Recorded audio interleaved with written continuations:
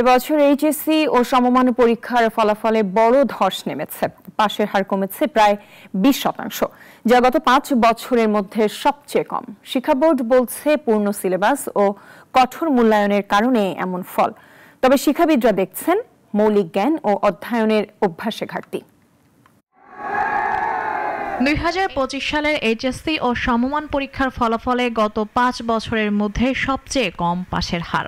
গত 5 বছরে এইচএসসির ফলাফলের ধারাবাহিক বিশ্লেষণ বলছে 2021 সালে পাশের হার ছিল 95%-এর ওপরে, আর 2025 সালে তা নেমে দাঁড়িয়েছে মাত্র 57.12%-এ।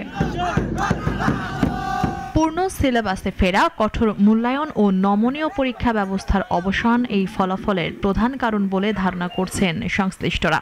এবার কোনো অনিয়ম বা প্রশ্ন ফাঁসের অভিযোগ ওঠেনি।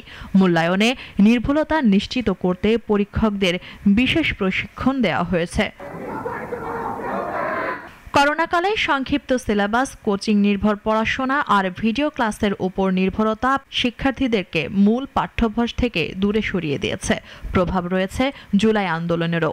আন্দোলনের পর শ্রেণীকক্ষে ফেরেননি শিক্ষার্থীরা। যখন স্টুডেন্টরা দেখেছে তারা বিভিন্নভাবে চাঁদাবাজি করে, তারা বিভিন্ন কর্মকাণ্ডে জড়িত থেকে তারা অটো পাস করছে, তারা টাকা উপার্জন করতে পারছে, তারা এক ধরনের ক্ষমতা প্রাপ্ত হয়েছে, সেই জায়গা থেকে আমার কাছে মনে হয় এটা একটা ফল আমরা ভোগ করেছি। শিক্ষাবিদরা বলছেন এমন ফলাফল শিক্ষা কাঠামো পরিবর্তনের সংকেত।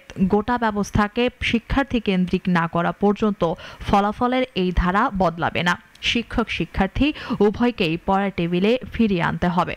শিক্ষক ছাত্র বাজেট এরকম না, এটা পুরো ব্যবস্থাপনাকে একটা সামঞ্জস্যপূর্ণ করে আপনার রাখতে হবে, আনতে হবে। সেই জায়গাটা কিন্তু অনেক কাজ করতে হবে।